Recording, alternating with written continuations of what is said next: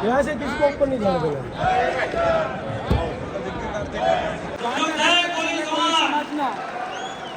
Stadium ખાતે દિલ્હીની અંદર અત્યારે ખચાખચ ભરાઈ ગયો છે અને કોઈ સમાજના લોકો એક મંચ માટે આવ્યા છે।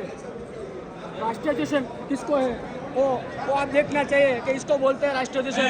हम पूरे इंडिया में सब लोग सुन रहे हैं इसलिए हिंदी बोलते हैं, अगर हम गुजरात से इसलिए हमें गुजरात बोलना चाहिए, परंतु ये वीडियो पूरे भारत देश में दिखा रहे हैं। हमारी मातृभाषा और हिंदी है इसलिए सब लोग हिंदी में सुनते इसलिए हम हिंदी बोलते हैं। क्योंकि लालपत स्टेडियम में पूरी तरह से खचाखच भरा चुका है। पूरे समाज के लोग एक मंच पर आए हैं। पूरे भारत के कई बड़े सांसदों आपके बीच में आ गए हैं और पूर्व राष्ट्रपति रामनाथ कोविंद भी आ चुके हैं। पूरे फैमिली के साथ रामनाथ कोविंद ने एंट्री ली है और हमारे राष्ट्रीय अध्यक्ष कश्यप जी ने उसको हार पहनाया और उसका स्वागत किया है और पूरी तरह से तालकोटला स्टेडियम को भर दिया है।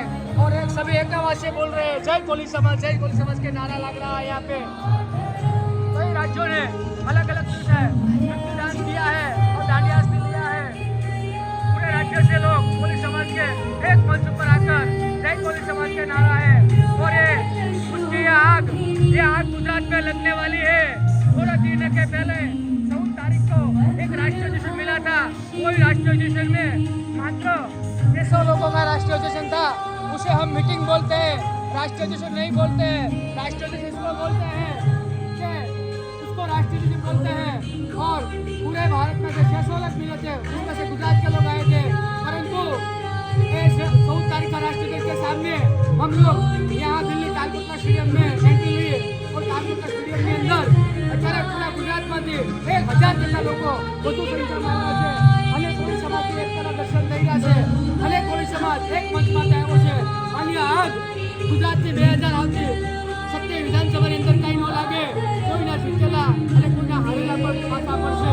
2027ની વિધાનસભામાં આનો કરંટ લાગવાનો છે કેમ કે જેમને કોળી સમાજના વિવાદ કરવાનું કામ કર્યું છે એ આજે કન્ફર્મ બનવાના છે। વંદે માતરમ, ભારત માતા કી જય, જય જય કોળી સમાજ।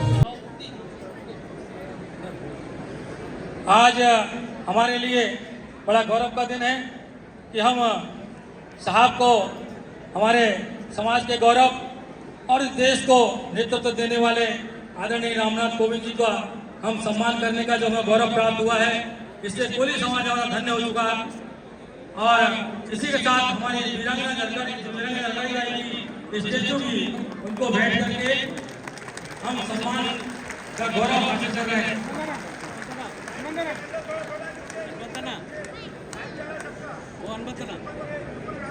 कोली समाज, कोली समाज। इसके साथ ही हमारे श्रीमती सविता कोविंद जी का भी स्वागत सम्मान हमारी बहनों ने किया है।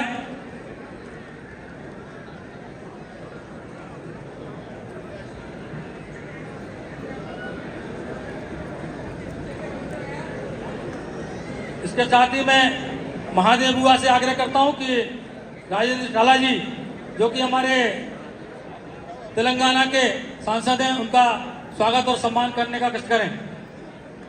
महादेव बुआ जी, विश्व प्रकाश कोषाध्यक्ष जी, महादेव बुआ जी, विश्व प्रकाश कोषाध्यक्ष जी।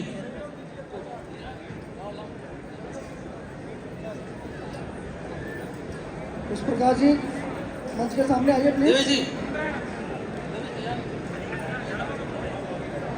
महादेव बुआ जी, महादेव बुआ, महादेव बुआ, प्रकाश जी करती हूँ। खड़े होकर अभिनंदन स्वीकार करें, खड़े होकर अभिनंदन करें। कोली समाज, कोली समाज, कोली एकता, कोली एकता, कोली एकता।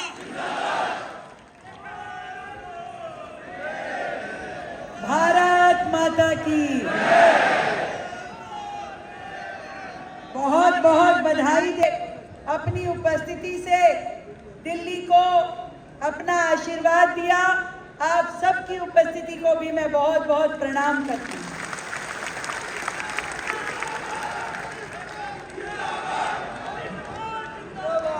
और इस बात को मैं बहुत अच्छे से मानती हूँ कि एकता में ताकत होती है, संगठन में ताकत होती है। और कोली समाज का ये संगठन वर्षों से अपनी एकता का, अपनी शक्ति का, अपने साहस का परिचय देता रहा है। चाहे नेतृत्व समाज ने अपनी हमेशा एकजुटता दिखाई है। और केवल एकजुटता नहीं, हर विषय पे, हर समस्या के लिए, उसके समाधान के लिए लड़ना, समस्याओं को चिन्हित करना और समाज के देश भर में जितने लोग हैं उनसे संपर्क में रह करके उनके सुख दुख का साझी बनना। मैं तो इतना जानती हूँ, सबका विकास, सबका प्रयास और सबका विश्वास। आप सबने संगठन के अंदर विश्वास जताया। आप हमेशा भारत माँ की रक्षा के लिए, उसके मान सम्मान और स्वाभिमान के लिए डट के खड़े रहे। उनकी जयंती को हमने अपने पूरे प्रदेश में पर्व के तरीके से मनाने का निर्णय लिया, क्योंकि वो शख्सियत भी उस स्वतंत्रता संग्राम की एक बहुत बड़ी नेता रही है, जिन्होंने अपने प्राणों की आहुति दे करके उस समय रानी लक्ष्मीबाई के साथ कंधे से कंधा मिला करके स्वतंत्रता की लड़ाई लड़ी।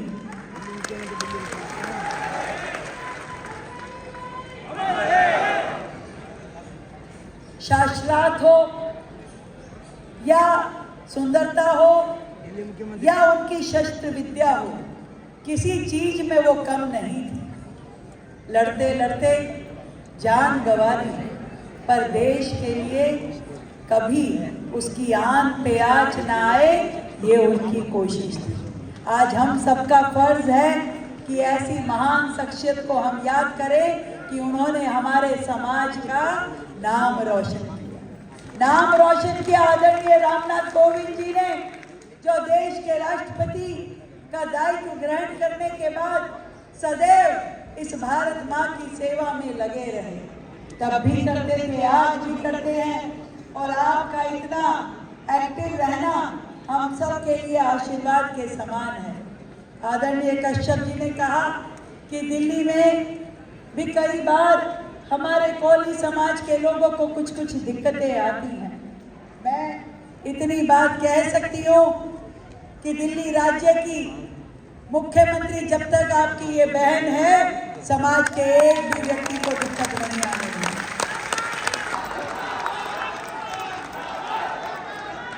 जो अधिकार आपका है,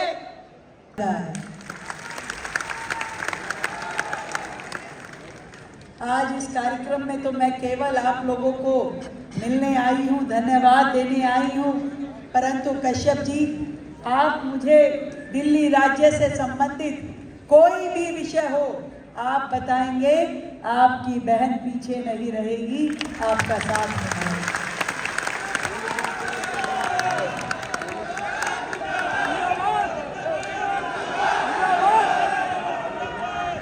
आदरणीय मोदी जी ने केंद्र सरकार के माध्यम से हमारे अनुसूचित वर्ग को अनेकों योजनाओं के माध्यम से सेवाएं दी हैं। दिल्ली सरकार भी पूरी तरीके से उसी दिशा में काम कर रही है। हमने ये तय किया है कि अपने समाज के हर व्यक्ति तक सरकार की प्रत्येक योजना पहुंचे और उन योजनाओं का विस्तार समाज के अंतिम पंक्ति में खड़े हुए व्यक्ति को भी मिलना चाहिए, और उसकी मेरी पूरी प्रयास रहेगी। आज आप सबको फिर से बहुत ढेर सारा प्रणाम करते हुए आपको बधाई देती हूँ इस सफल आयोजन के लिए और मुझे इस कार्यक्रम में आपने बुलाया, इस परिवार का सदस्य बनाया। आपको फिर से धन्यवाद देती हूँ।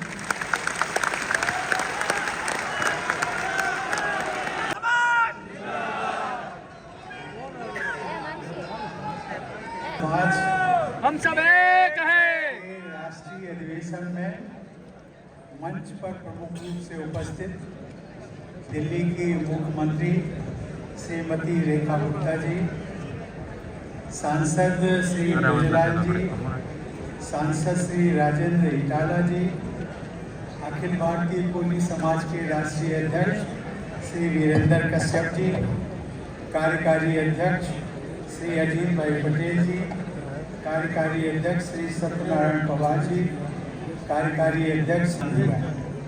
मैं अखिल भारतीय कोली समाज के उन दूरदर्शी समाज सेवियों और संस्थापकों को श्रद्धापूर्वक नमन करता हूं, जिन्होंने वर्ष 1967 में इस संगठन की स्थापना का संकल्प लिया और वर्ष 1971-72 में इसके विधिवत पंजीयन के माध्यम से इसे राष्ट्रीय स्वरूप प्रदान किया। सीमित संसाधनों और अनेक चुनौतियों के बावजूद उन्होंने संगठन की ऐसी मजबूत नींव रखी, जिसके परिणाम स्वरूप आज ये संस्था देश भर के करोड़ों कोली समाज बंधुओं की आशाओं, आकांक्षाओं और अधिकारों की सशक्त आवाज़ बन चुकी है। इस बात का भी मुझे गर्व है कि मुझे इस संस्था के माध्यम से समाज के महानुभावों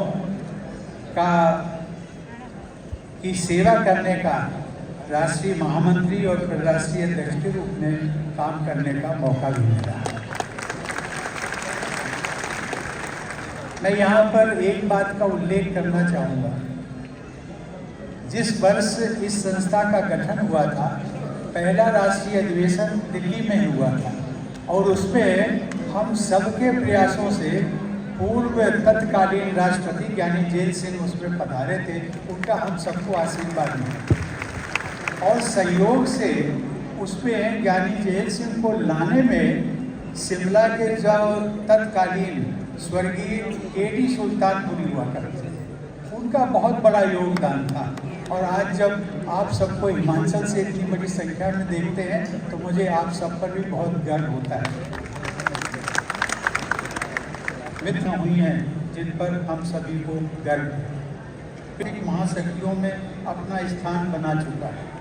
इस आर्थिक परिवर्तन के साथ साथ हम अपने रहन सहन के स्तर, आर्थिक उन्नति, शिक्षा के क्षेत्र में प्रगति, सामाजिक जागरूकता तथा राजनीतिक प्रतिनिधित्व में भी उल्लेखनीय वृद्धि के साक्षी बन रहे हैं। सामाजिक संगठनों को तभी वास्तविक महत्व प्राप्त होता है जब उनके पदाधिकारी और कार्यकर्ता त्याग, सेवा और विनम्रता के आधार पर समाज के बीच कार्य करते हैं।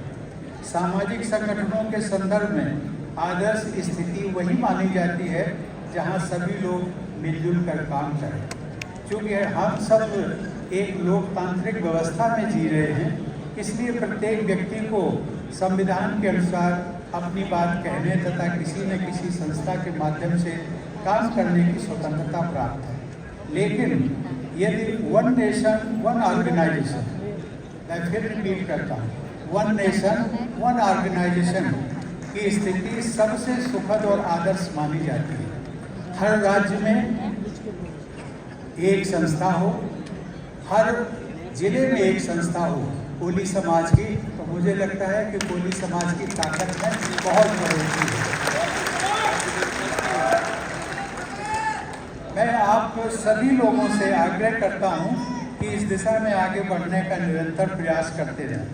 हम सबको अपने रचनात्मक व सदाचरण द्वारा समाज के लोगों की सेवा करते हुए एक बड़ी लकीर खींचनी है, ताकि आपकी संस्था को समाज का निरंतर आशीर्वाद मिलता है।